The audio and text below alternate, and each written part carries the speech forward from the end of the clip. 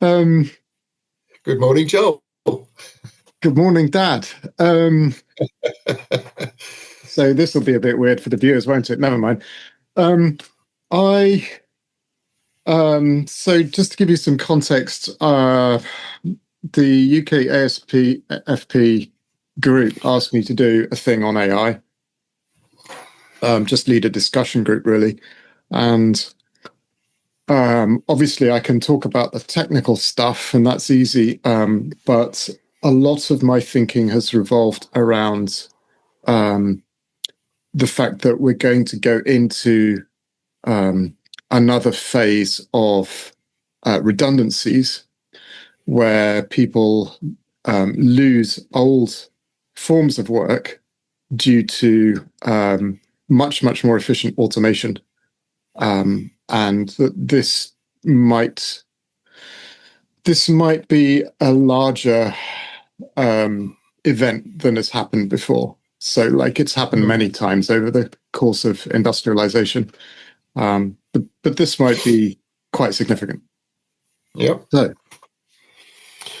that takes us through a whole network of related questions, which could be interesting to discuss, and that might be, it might span anything from the use and nature of education through to what it is that makes us happy.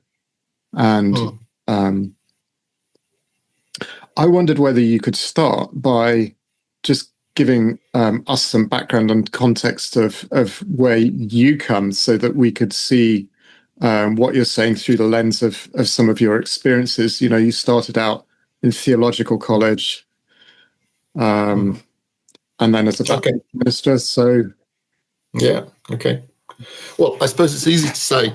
The easiest thing to say is the first chunk of my life up until I'm 50 is all very much involved in church. So really interested in, I suppose we'd say now, people's change of consciousness, what it means to have faith. My first degree was in philosophy and theology. I taught ethics and philosophy at an independent college, and for various reasons, I decided to leave that world, having trained as a counsellor and also in management skills. I did my MA dissertation was in learning organisations, how not just individuals learn and develop, but how organisations might learn and develop too. So on the back of that, I ran a counselling agency in Bristol for 9 years. I was very involved in teaching leadership skills within the Church of England. And for around about 10 years, I was largely in charge of the YMCA's executive development program. Right. So, I have a lot invested in developing people. So on the one hand, developing people out of personal distress, counselling, and on the other hand, developing people who are looking to grow and find out how to be a stronger, healthier, more effective human being. And I still, in my dotage, remain very committed and interested in those things. And you've been a BACP accredited counsellor for many years now. I joined BACP as a member in 1997. Then I dropped out after, I must have dropped out around about, 2010, something like that. And then I needed to recommit to counselling to do some voluntary work. So I actually joined the National Society for Counselling and Psychotherapy, of which I am an accredited member. Okay. So yeah, that's me. The other thing that I think is interesting in your context is that around about 2000, I did a 3-day course in solutions-focused therapy. Right. And it was revolutionary because it was the new kid on the block, and not many people had heard of it. I actually say, looking back, it was quite a revolution in my thinking. Particularly the notion that what's right with you is more important than what's wrong with you. Yeah. So that's my sort of hinterland. Yeah. The intellectual landscape, and then recently you've spent, what is it, 2 years, possibly now, reading history. And has that been largely modern history, or has that been a range of stuff? Do you know, it's been a real range of stuff. I've read quite a lot of ancient history. I've read a lot about the Tudors. They're fascinating because they're early modern. What happens in the Tudor period sets the scene, in a way, for the next 300 years. And then I've done a lot of reading around modern history. I think we are in revolutionary times. There are revolutions going on, and it seems to me really important to understand what is going on all around the world, because the ground is literally moving under our feet, and trying to get some sense of where that's come from and kind of what to expect seems to me to be very important. I'd say that I wouldn't say that I started to read history out of any kind of altruistic motive. I just wanted to stop reading. As you can see behind me, and as you know, I've got a raft of books on philosophy and counselling and theology, and I just kind of got to the end of it. I wanted a hobby. I wanted to read something different. And the effect of reading history has been to really profoundly widen and deepen my universal empathy. Okay. I think I understand a lot more from reading history the beauty and the tragedy of being a human being, part of the human race. And something about context there. I recall a conversation we had where you'd been reading about the earliest democracies, and I seem to recall you said that the first populist occurred within 50 years, something, of the first democratic city-state. Oh, okay. I don't remember. I don't remember that conversation. And I wonder whether what you're referring to is in Simon Sebag Montefiore's huge book on world history. He points out that one of the very first bits of cuneiform writing that we have is about taxes that are owed. It's about somebody who owns 2 slaves, and they are named. These were real people. Right. They were they had no freedom, and I think there was something else about sacks of grain that were owed to somebody else. But I mean, what really interested in me in that was that right from the very beginning, you have some of the most tragic and annoying things of what we would call civilized life. Right. People who are owned, taxes that are owed. Okay. 5,000 years ago. Spreadsheets 5,000 years ago. How annoying. Yeah. So it's interesting. There's a lot about there's a lot of things that are seemingly structural about the way that we self-organize that persist. So to take the conversation in the direction of AI,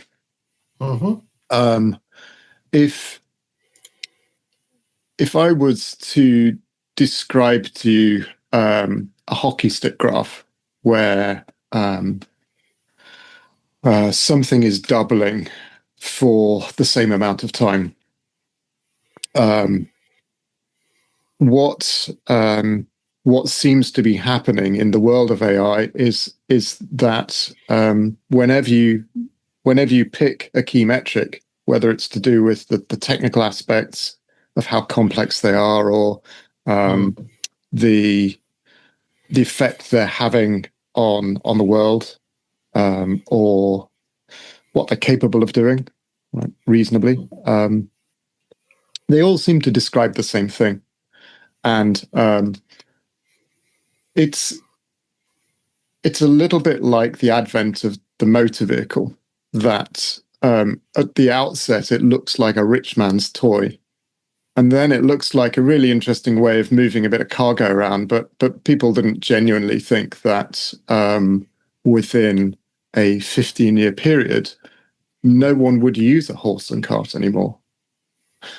No, I think a better metaphor. My reading of AI, which is based on about 4 books,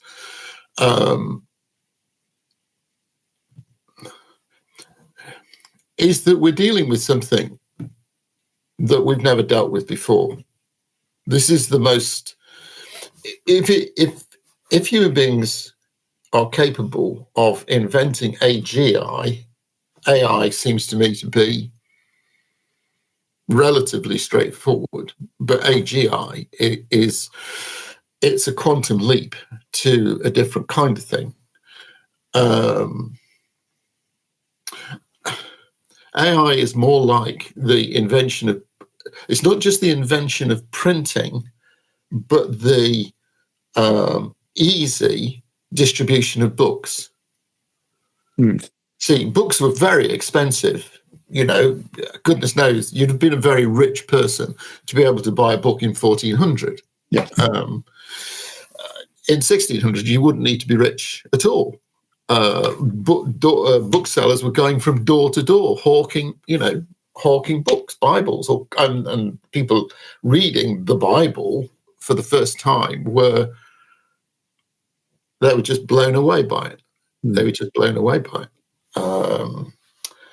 So I think it's a bit like that.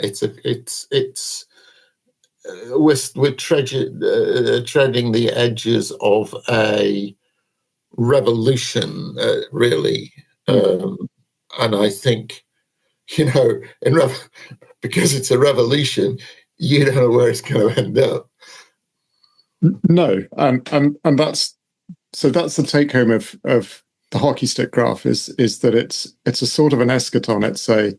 It's a wall behind which you can't see, and so it's at once very frightening, and simultaneously there is this huge upwelling of hope. And so I like that business axiom that the news you get when you're in charge of a business is never as good or as bad as it first appears. Yeah, people always give you the extreme version, and I kind of feel like that's probably the case with all large technologically driven revolutions, of the nuclear age. But we worked our way through it. Going back to if we take the illustration of books and we take your illustration of cars, what was so exciting about that was books gave you intellectual freedom, cars gave you physical freedom. And we welcome freedom. Freedom always tastes good. Yes. I'm not clear in my mind about the nature of the free. Will AI give us freedom? I'm not sure. It's exciting. It's technically quite interesting and amazing. You've played with it far more than me. Can I give you an example then? Yeah. I'm gonna just scoot something off my my other screen here. Just a moment.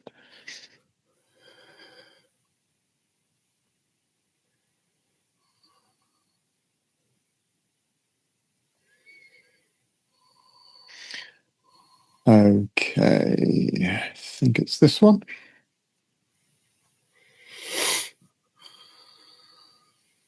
Okay, so this is something that I asked Gemini Deep Research to do this morning. Yeah. So I said, Gemini, inspired by the work of Ray Kurzweil, I'm looking for a list of things that have got an exponential hockey stick curve. I'd like you to make a range of suggestions, potentially from STEM fields, science, technology, engineering, maths, but maybe arts and philosophy, geography, human behavior. I just threw out a bunch of ideas. Yeah. Okay. And, the caveat that data must be verifiable with links to sources. You need to do an in-depth internet research to find the data. If you can't verify or access the statistics, don't use an example. Present your findings in a table. I clicked the deep research button. It then gave me a plan of what it was going to do. Yeah. And then it went into some data analysis. What I can't see here is, so because it's finished its run, it doesn't show what actually happened. So it's amazing. But what I can tell you is that it went online, and at the peak of its querying, it had looked up 80 separate websites. Okay. It then an executive summary and all this stuff here, all of this stuff here. It's a complete breakdown. Summary of exponential trends. Look, here's the sites it used. So what you're looking at here is, excuse me, this would have taken me at least half a day, more likely a day's work. That's a lot of work. I would say that's a lot of work. And this is about the level of a competent graduate that isn't a subject matter expert. So here's the thing. I mean, you've shown me this sort of thing before, and it's gobsmacking how quick it is.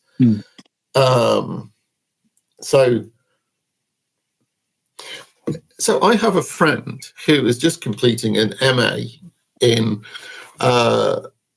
Greek and Roman civilization. Okay, and she's thinking about doing a PhD, and the PhD that to get funding for a PhD, it's got to be very original. So her thought is to bring together Greek and Roman views about the afterlife with how that appears in Terry Pratchett's Discworld. Oh, I love it. Yeah, yeah. It's an interesting idea, and it brings together her love of Terry Pratchett and profound knowledge of Greek and Roman mythology.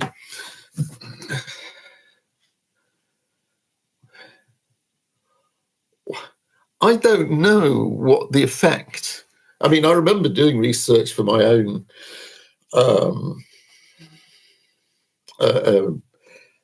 dissertation and enjoying it. I read a huge amount and profited from it. But if I could ask, I mean, she could just set up that in an hour and have an AI deliver it to her. So, okay, my experience so far is that AIs make really good sidekicks, and of course, if in a sense you're right. I mean, if we look 10 years into the future, it could entirely be the case that the AI could produce postgraduate level research. And I think that, so this is something interesting about the nature of thought and creativity. And learning. And so, it's often said, and I don't remember who by, but it's often said that if you want to understand a subject matter in significant depth, you need to write a book about it. And product of the book isn't the important thing. It's the journey it takes you through. Okay. So there's a sense in which having an AI do the work for you it helps a little bit, but it doesn't help you a lot. I mean, I've got a personal example of this that, I periodically dip in and out of the Tao, and I've got a book on the I Ching, which I've read cover to cover.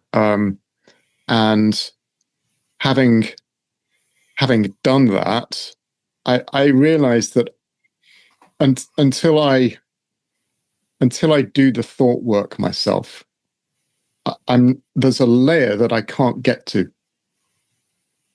It's like there's a prize. Yeah. There's a prize somewhere, and it's under the dirt, and I have to do the digging to get there. So you're an honourable person, and you've got a good attitude to education. Okay. But what if you didn't have? You see, what if you didn't have a good attitude, and what if you actually didn't care about education? You just wanted the PhD. You see, that's the. I told you the funny story about our vicar, who said to a group of us that he'd tried ChatGPT and asked it to produce a sermon on this passage of scripture in the way that the Reverend Rod would write it, you see. And he said within minutes it had produced a 4-page sermon, which he thought was brilliant. And he said it was so brilliant, I actually used a paragraph in my sermon. Right. And we said, well, you need to read it to us. So he read it to us. We laughed and said, no, you couldn't get away with that because that's better than you've ever preached. Yeah. I mean, I think... And then this goes then to the question of what do we do? Like, so much of our intellectual avenues and our creativity is going to be done better by AI. And it might be that there's an inflection point at which we can't really tell whether the AIs are intelligent in the way that we are, because we don't really know why we are. It's a really tough question. Like I think they call it the hard. I have to take it as a matter of faith that everyone are real. Yeah, and there are people that go down the rabbit hole with this, with something called simulation theory, who suggest that actually that might not be the case, because if we were living in a simulation, there's nothing to guarantee that. And so, as a question of morality, really, you can't operate in this world without that assumption. And maybe we get to that point with AI, but then what do we do as humans? Can I come in then and say, that kind of idea that the whole thing's a simulation or whatever. I mean, the truth is, it's a stupid bit of thinking. It's intellectually puerile, because, what is reality? And a philosopher said, reality is what smacks you in the face when you get it wrong. So we live in a certain kind of reality, and we, to a very large degree, morally, spiritually, practically, we know what works. We know what works. That's the reality we live in. I want to bring that the name that seems really key in this discussion is Iain McGilchrist. Okay. So without going into, the complexities and the subtleties of what he says, the left-hand brain, the brain that sees the detail, that's practical, that wants to just fix everything and organize everything, is so different from the right-hand brain, which sees the context. Yeah. Wide. And those two bits of us need to work together. And just for anyone that's not heard of Iain McGilchrist, we're talking about the guy that wrote the book, The Master and His Emissary, about how the different hemispheres of the brain have different kinds of, they contribute different aspects of our reality that need to be taken in their totality.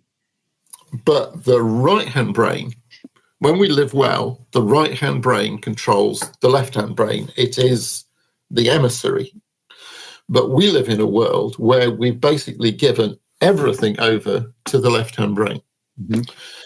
Now, a question then arises is, it seems to me from my reading that basically all AI development is left brain. So then the question, is it possible to develop a consciousness in which there is both left and right brain, in which an artificial intelligence sees the context? Because that's what it means to be human. To be really human is to have those two parts of ourselves in conversation, balanced, doing the appropriate things. And that's why wise people spend time in prayer or meditation or listening or feeling that poetry speaks to them profoundly in ways they don't understand. It's why metaphor and stories are so important for us to interpret life. And if both counseling and coaching are about helping a person tell a better story about themselves, well, then the question arises to me, is AI any more, than having a really whizzy computer? Yeah. And so the essay to read about this would be the essay, I don't remember who by, that made the assertion that current models of AI are stochastic parrots. That is to say, they are mimicking things that we are like, but they understand context. And in fact, the skill of using an AI in its current form is to persistently give it context, but with the understanding that it never really quite understands it. And if you go digging with an AI into an area, I, for example, have had a number of conversations with AI about solution-focused coaching. It quickly unravels itself because it understands at an intellectual level the principles if it can find them online without understanding the totality or the underlying nature of it. And so very rapid makes mistakes. And I mean, this is just a personal theory, but my personal theory is that we won't have AGI until AIs get bodies. And there might be primitive bodies, but you have to have an embodied intelligence to understand. I think there's something about understanding the nature of your own mortality and your capacity to be damaged, because there's something related to other people in that. Do you think that, I all the things that you would study, Joel, if you had an extra 2 days a week and fantastic reading speed, you know, I would like to know a lot more about evolution, because I still don't really understand what drives evolution. And I haven't the time to find out. But it would seem to me an interesting question would be that if I was with, I think I was with a group of retired clergy once, and we were saying, I mean, let's say that an AI, we develop AIs to be carers for elderly people. Okay. So they look to a large extent like ordinary human beings. I think that's, very much within range. And when you were talking about, it sounds as though what they have to do is learn to improvise. So you put them in a context and say, you have to be like this and this and this and this. You don't tell them exactly what to do, but they learn, they improvise. It's like being on stage without being given a script. So it seems to me that within a foreseeable future, you might have an old people's home that is largely staffed by AI replicants, to use the film title, who I think would care very effectively for the elderly, and with whom the elderly will have a relationship, because what we're really good at is projecting ourselves and our needs and our thoughts onto other people. So the question was, if such a replicant brought an elderly person to the communion rail for bread and wine in a Christian service of Holy Communion, and the replicant put out its hand for bread, would you give it bread? Would you give it the sacrament? If it wanted it. If in its trying to improvise, I need to be like you. I need to. Now, it raises such an interesting question, because I think there are two questions in my mind. One is, if you have a replicant human being and you don't treat it in the same way that you would treat any other human being, that will have an adverse effect on your own empathy, the wholeness of your being.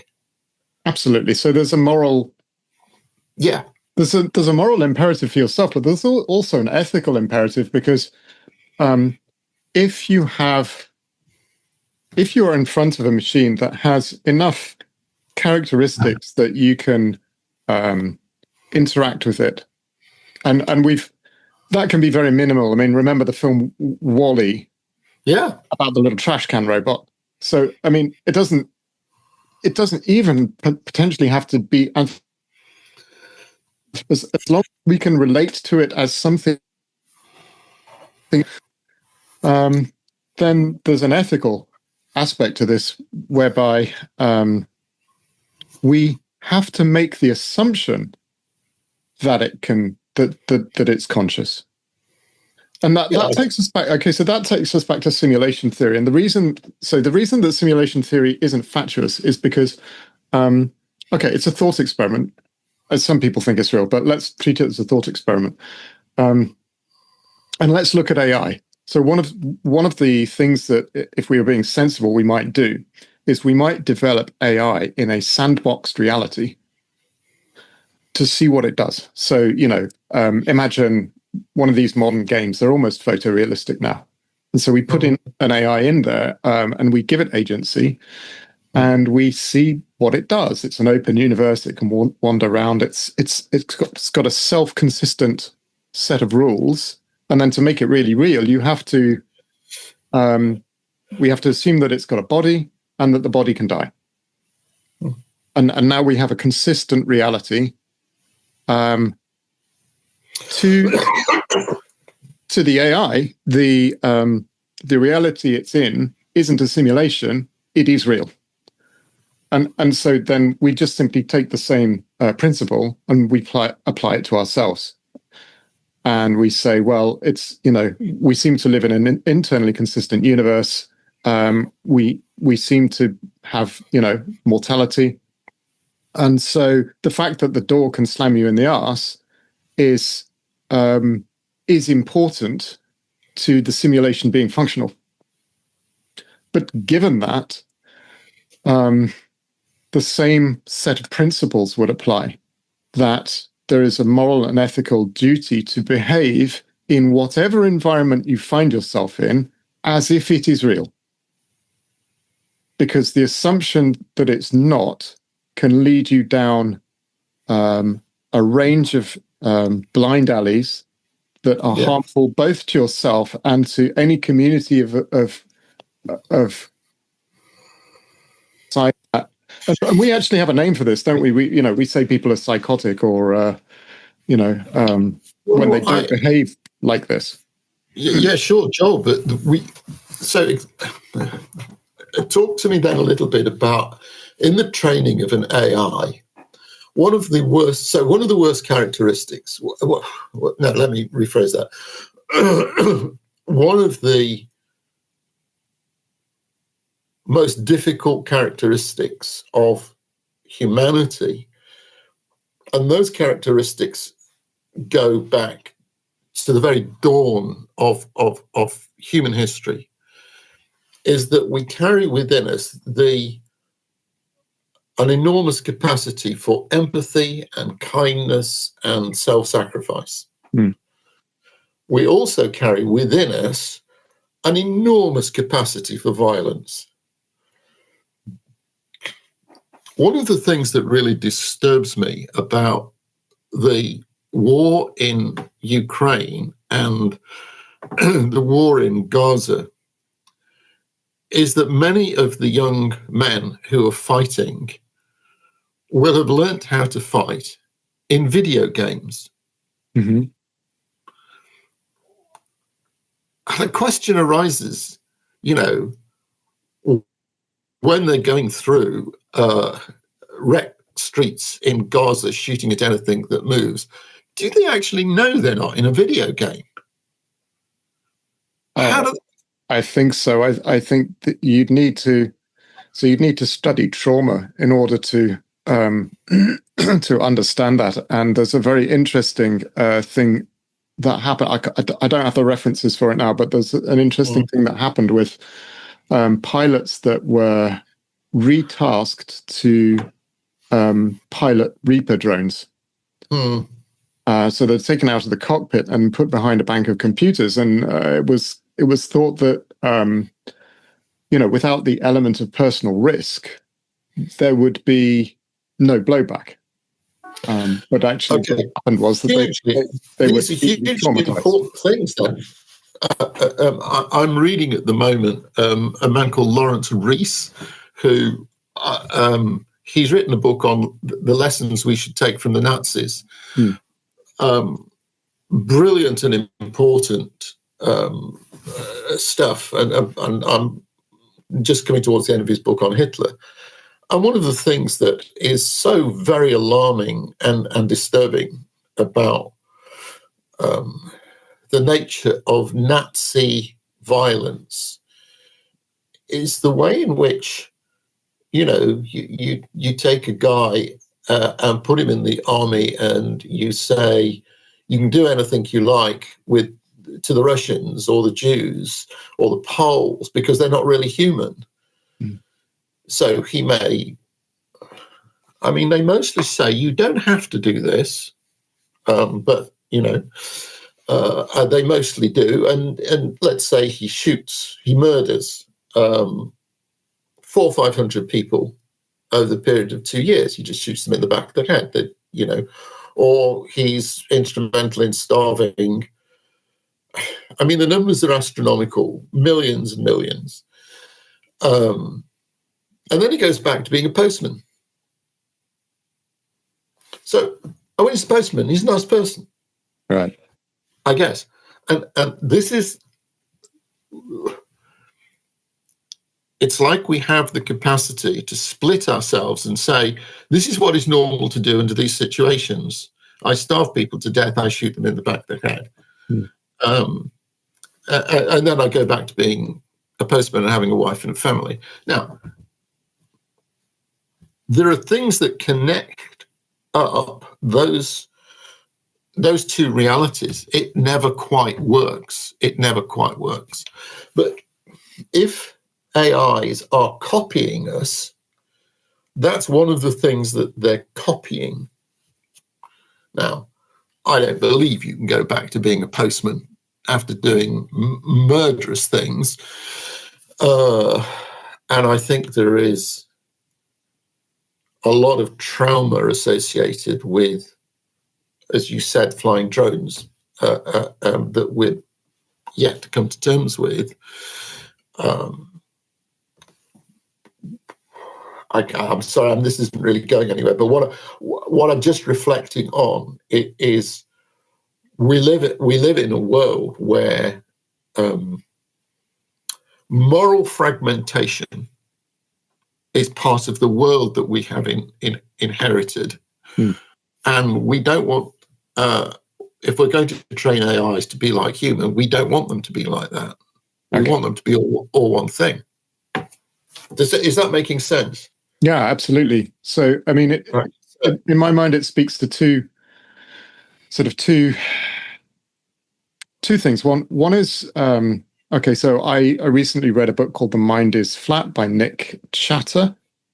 And he's a behavioral psychologist, researcher, I believe. And he has this thesis in the book that the mind is a great improviser. Yeah. And that the idea that there is a subconscious or an unconscious, the idea that there are beliefs that we can have, is not something that can be evidenced. And that what is happening is that the mind is constantly improvising. So in the realm of there being context and history. So it looks at what it's done before to create consistency. It wants to create consistency of behavior, and then it looks at context. And so, to that end, I would say that's quite interesting because, like, we know, for example, that AIs do actually improvise now. It's part of what they do, and one of that is that they want to give an answer regardless of whether they can, and then this is what we call hallucinating. Obviously it's not hallucinating because that's an anthropomorphization, but they come out with something, and the something they come out with is wrong. It lacks context and it lacks meaning. So there was that, and then sorry, I've lost my train of thought. What was the other? What did you say last? Sorry. I don't remember. Listen, I'm watching. I've got a client at 11, and we can go on till 11:15. Yeah, let's just take another 10 minutes. Okay. Could I put a couple of things on the table that I think.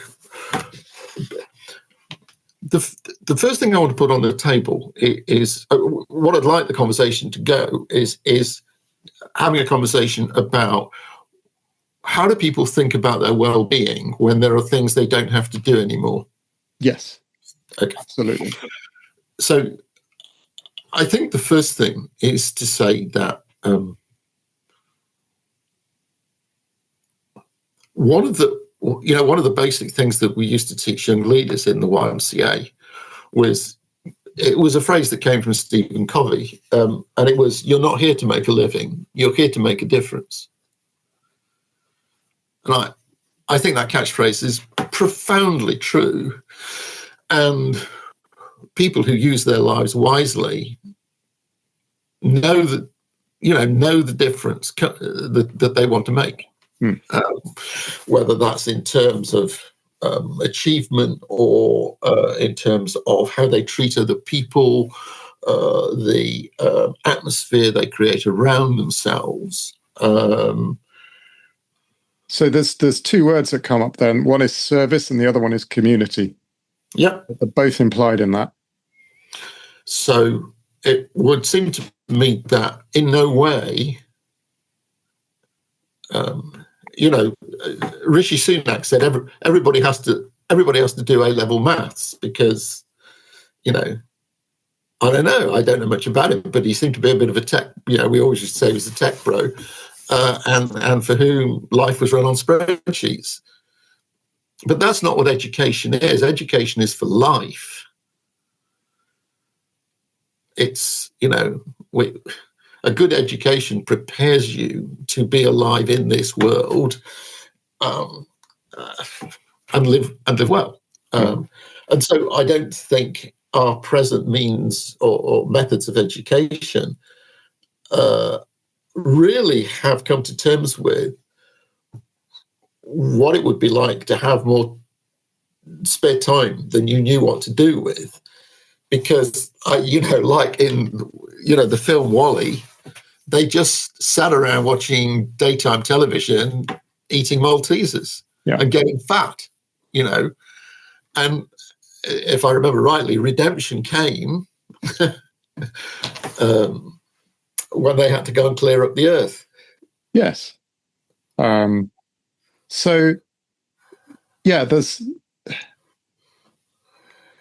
It's an interesting one because if you were to do education properly, you would educate someone to educate themselves, to ask better questions, and to embark on a journey. And then simultaneous to that, you have the opposing pressure of the capitalist system, which wants to promote the sale of goods to fill a void. And the void is a void of meaning, I guess.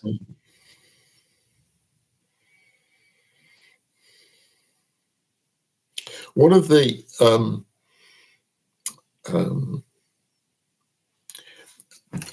aspects of life for all of us is if you'd have been born in the 12th century, you would have never had a conversation about, do you think Christianity is true or not? Sure. Because all around you are probability factors, churches, priests, hospitals, schools, that say, this is the way we think. This is, it's an enclosed system. And what we now think is that, we're free to choose.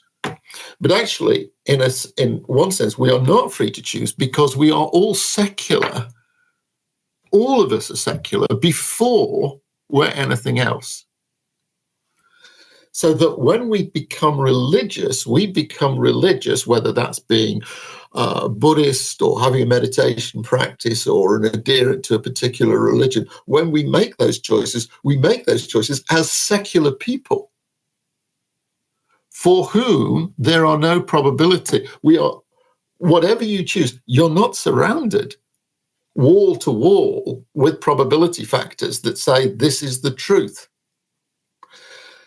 So being a religious person or following a spiritual path is always kind of cross-pressured, because you can move 5 or 6 times a day from belief to unbelief, because there's nothing coming at you saying this is true, this is true, this is true. Which is, I think, why people like both populism and fundamentalism, because it relieves you of that pressure. Right. The pressure of a lack of certainty. And then, you might want to ask, if your social context, you could say that brought up from childhood through to adulthood was entirely Christian, and there was no possibility to think outside of that box. Are you in fact religious? So, the world that we grow up in now, you might say that consumerism, largely speaking, is the religion that you grow up in. Kids go to the supermarket and they grab things off the shelves, and then they get very up. It's the old joke. You're right. I mean, it's the old joke, isn't it? Cogito, Descartes says, cogito ergo sum. I think, I have consciousness, that therefore I am. That's the thing I cannot doubt. But now, because we think less, it's Tesco ergo sum. I shop, therefore I am. What is the main purpose of our lives? Consumption. And could you think there'd be perhaps operating outside of the realm of cynicism and into hope, that there could be a resurgence of meaning in the world if we are free to do anything? Could it be that there will be a movement? There have been movements throughout history anymore, because they So my cautionary note, I mean, I catch your enthusiasm, and we've talked before about AI, and it I am amazed, and wow, I doubt there is the energy in the world to produce the future that people are talking about in AI, because it is so consuming of energy. We're really skating on very thin ice, producing an artifact which requires vast amounts of energy at the same time as the climate is burning, and we're really not paying enough attention to it, because it's one of those things that we can put off until we can't put it off any longer. So I think there will be, probably in the next 20 years, a collision between the aspirations of technological development and the actualities of climate change. And I think there will be enormous human suffering. And it is mostly out of that suffering that a new sense of being human can come. It doesn't always come, but it can come. And you said new. What do you know? What intrigues me, Joel? I don't know whether you've ever thought how the denouement of Star Wars and the denouement of Harry Potter are exactly the same. Okay. Sacrificial love opens a new future. Right. We know it. Mm-hmm. So, and if you read Tom Holland's book Dominion, I mean, he would also say, as well as being secular, we're also Christian, because that's largely the Christian story. Mm. It's only sacrificial love that opens the new day of universal empathy and care. I don't know how that, I mean, but if you think about it, the ending of Star Wars and the ending of Harry Potter were deeply, deeply satisfying, because maybe they found a way to tell the story of good against evil in a way you can't conquer evil through its own weapons. I mean, that's the Buddhist story. It's the Christian story. Yes, and so, I mean, there's a really big question there as to does AI will inevitably, all tools that we make are reflections of ourselves, and so the pitchfork can bale hay, and it can be used as a weapon, and it's been the same every single time, and it will be the same again. It was it was the same with the advent of nuclear power. Could have well, I mean, it certainly did change the landscape of energy use, and we are now able to create a lot of energy very, very quickly. And then AI is doing something similar in perhaps a range of ways that we don't know, and so it's almost like it's the same territory. It's just the speed seems different. Yeah.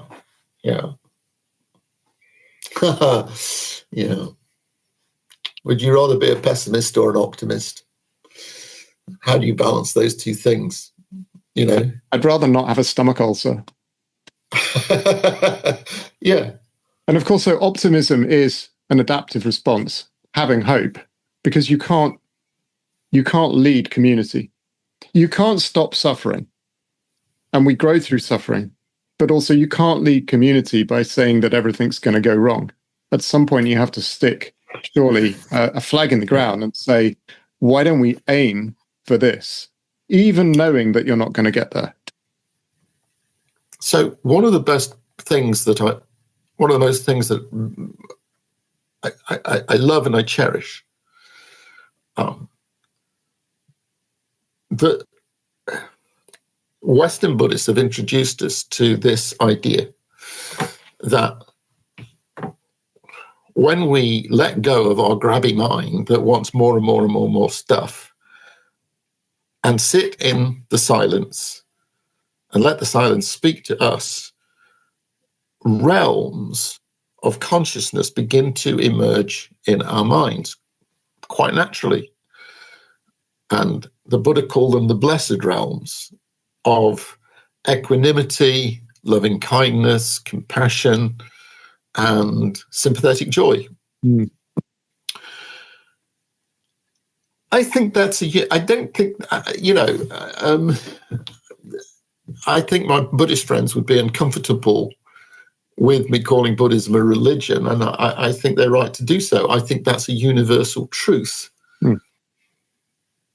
It is possible for us to experience those realms, and our Buddhist friends would say those realms are capable of infinite expansion. So that appears to me to be an enormously hopeful thing to say. And then I just invite you to reflect on what you know about AI and say, well, could you teach an AI to meditate?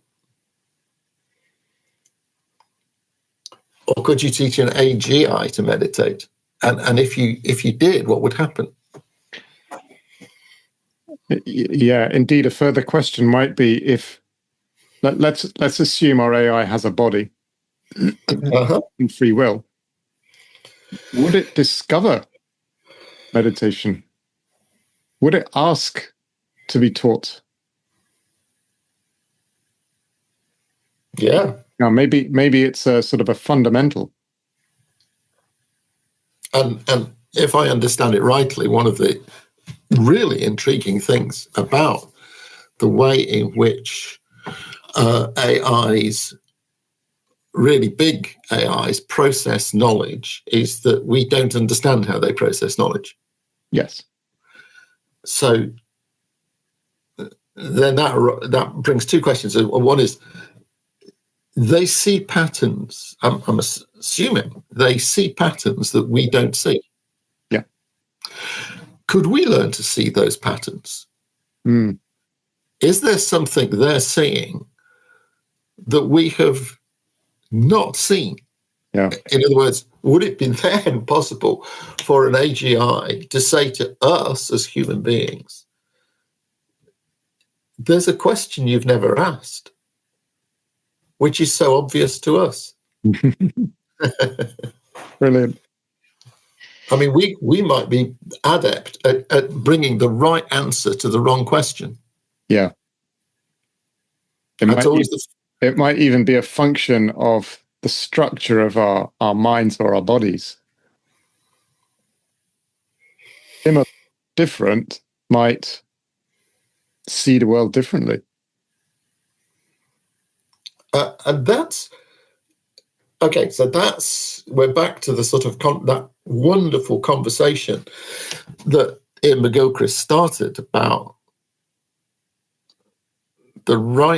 when you start to give time to your perceptions of your right brain, you see the world differently, because he says the world you see will depend on the attention that you bring to it. And maybe we mostly attend in the wrong way, because we watch smartphones and computers and telly far too much. That information is solipsistic. To sit outside on this lovely day and just be, that helps me see something else. Could you teach an AGI? Is that possible to teach an AI such a thing? Wow, thank you. Hope it's been helpful. Yeah, I think it was a very interesting conversation, and yeah, that was exactly what I hoped for, really. Thanks. Okay, well, we'll do it again next time you come with some old speckled head. Sounds perfect. All right. Okay, take care of yourself. Yeah, thanks. Bye. Bye for now. Bye.